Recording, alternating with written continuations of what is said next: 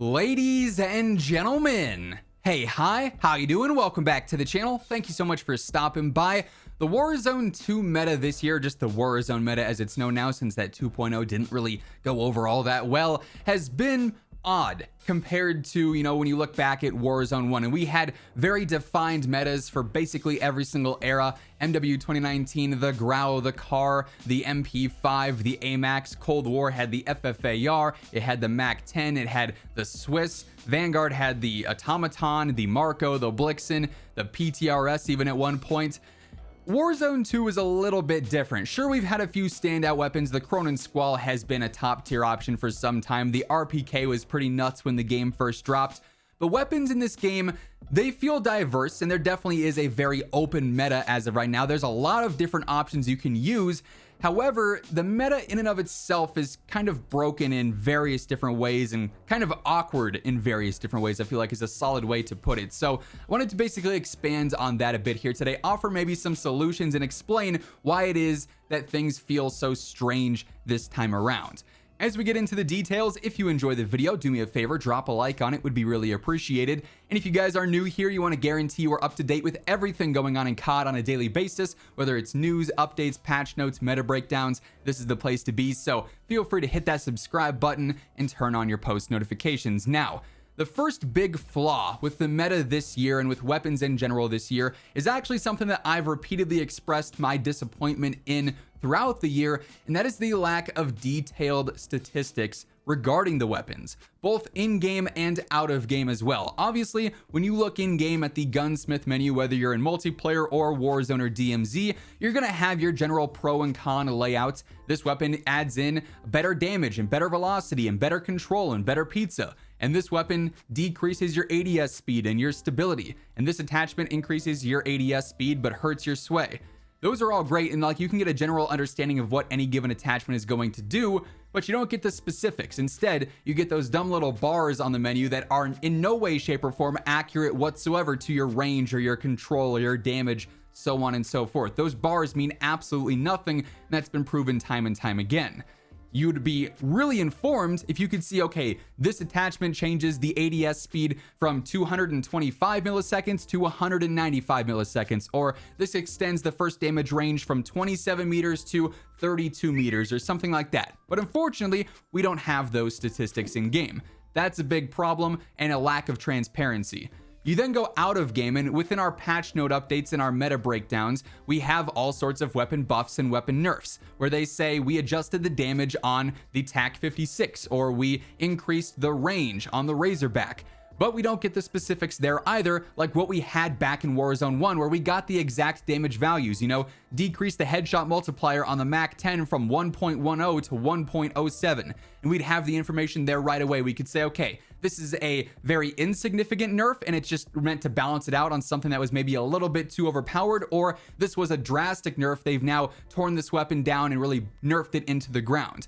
Instead, now it's really just a waiting game, a guessing game, a lot of trial and error testing, waiting for, the data mine stats to come out from sim.gg. We've got various people in the community who go through and manually test things like JGOD and True Game Data, but until we get the actual data mine stats after every single update, we don't have any level of transparency with weapon details in this game, which in turn just makes things very awkward. Now, yes, it does add in a level of secrecy, I guess, to try things out and maybe promote a little bit more strange diversity. You're using a weapon that might feel good, but statistically it's not, and that's why you're losing fights. You like the feel of it, you like the look of it, whatever, but ultimately you're just going to lose because it can't hold up statistically.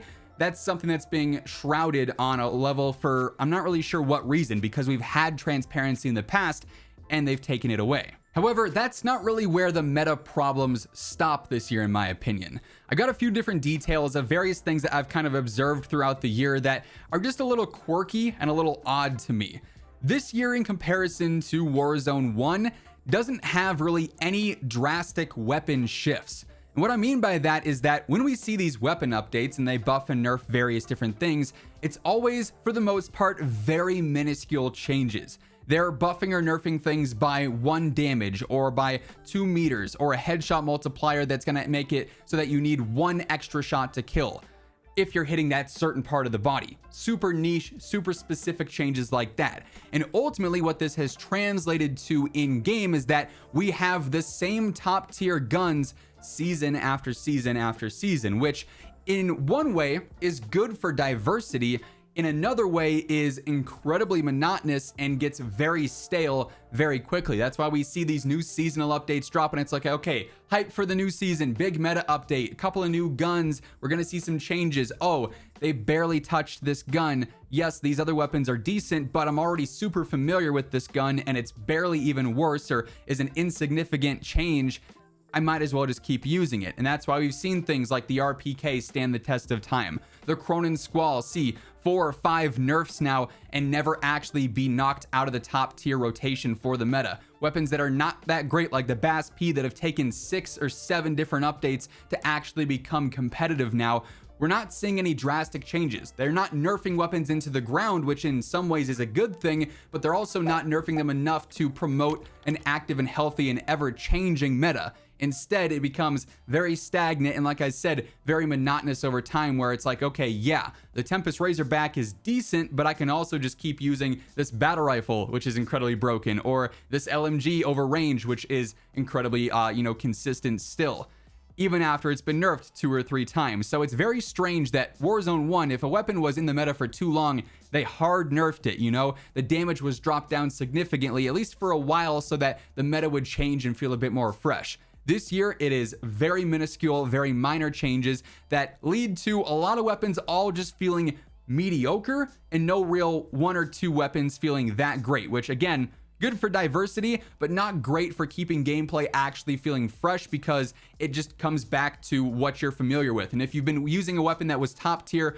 at one point and is now just more so a little bit worse, you don't really have a reason to stray away unless there's a clear option that's absolutely better in every way, shape, or form. And that actually sort of segues Paul Blart Mall Cop style into another issue, is that weapons in this game are versatile, but at the same time, they're not. You have some guns that are really good at, being sniper support, or have really low recoil, or they've got really good damage and a fast TTK. But then the drawbacks of those weapons, or the balances, are also so noticeable that it really checks the weapon in a way that it's not usable for every single type of fight, and you really have to just focus in on forcing gameplay to one specific style. So like, if you want a really, really good long-range gun right now, the answer is an LMG. And those are all super heavy and super clunky, and obviously you can't play aggressive and fast with those. You can't run around on Resurgence with a RAP or with a RAL and fight at 20 meters. You're gonna get fried by SMGs.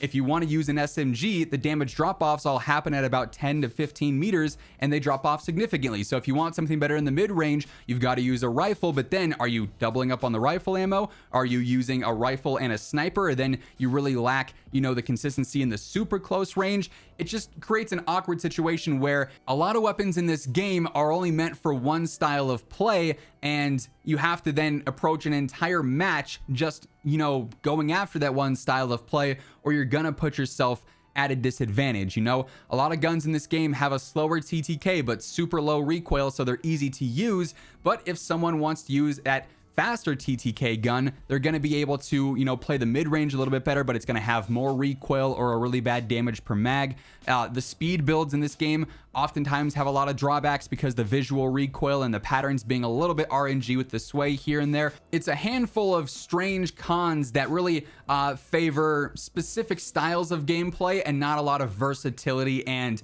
adaptation throughout a match. I have to play this way because this is where my setups are good, and if I don't play this way, someone else is going to have a setup for a way that counters what I'm doing right now, and I'm going to lose because of it. So the meta this year, it's healthy in the sense that you can use a lot of different weapons, which is nice, and I'm glad to see that for sure. It's unhealthy in various other ways that I feel like take away a bit more than the diversity, right? So in general, the meta just seems a little bit broke and kind of awkward. Let me know if you agree down in the comments below. With that said, that's going to wrap things up for this one. If you enjoyed the video, do me a favor, drop a like on it, would be seriously appreciated. And if you're new here, you want to guarantee you're always up to date with all things going on in COD, be sure to hit that subscribe button on your way out as well. But once again, thank you so much for tuning in, and until next time, take it easy, have an awesome rest of your day, and I'll catch you guys later. Peace out.